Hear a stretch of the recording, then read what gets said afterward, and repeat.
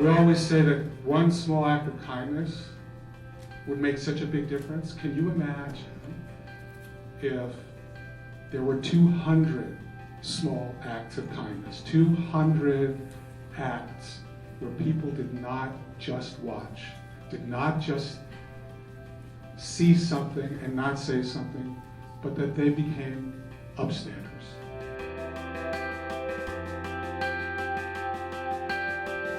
There are things that upset us about the world, the way we act or others act, the way everyone around us treats the big issues, and especially the things we choose to ignore.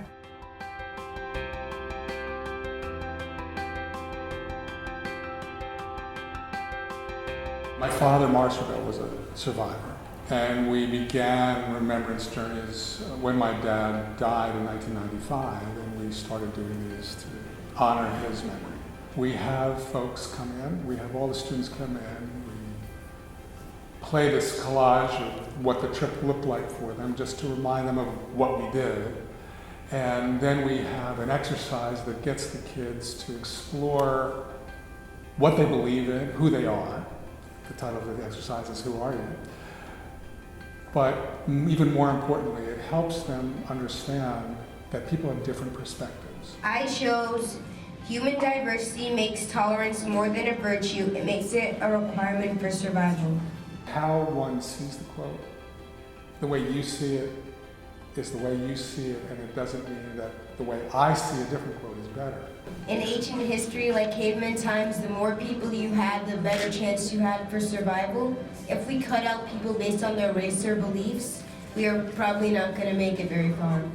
Today was really a very interesting day for me. A student said, the best quote was, "Who are you?"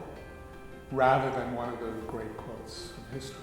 It just shows how emotional you really are about yourself and how passionate you are of who you should be. That's the kernel of what we're doing. It's about who are you? And I was blown away. When a survivor talks to you or to us, it changes our lives.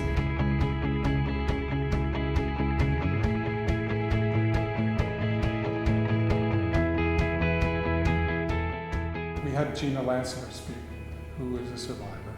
As Gina was speaking, they were not antsy, they didn't move around, they were so focused on her, and they were listening to every word.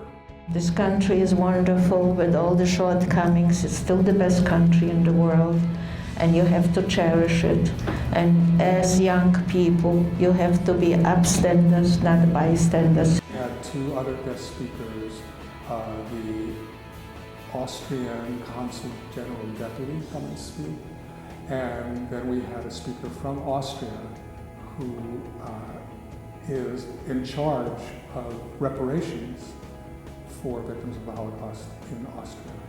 I feel it is our legacy to share their stories so the world may listen and learn from them. And then we had the students' reactions. This whole thing meant so much to me because not only did I learn a lot, but the Holocaust became real to me. And some of the students were amazing in their essays and their performances.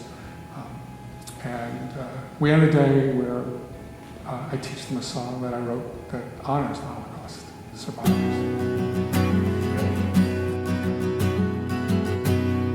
You're not the first, and you're not the last. The world we live in today is the fruit of the seeds that were sown in the past. Remember the innocent barely alive. Remember the stories of those who survived. Will you stand up, stand back, stand by? Who will you blame? Remember you have a choice. Remember, lift up your voice. Remember their names and be the change. Remember you have a choice. Remember, lift up your voice, remember their names, and be the change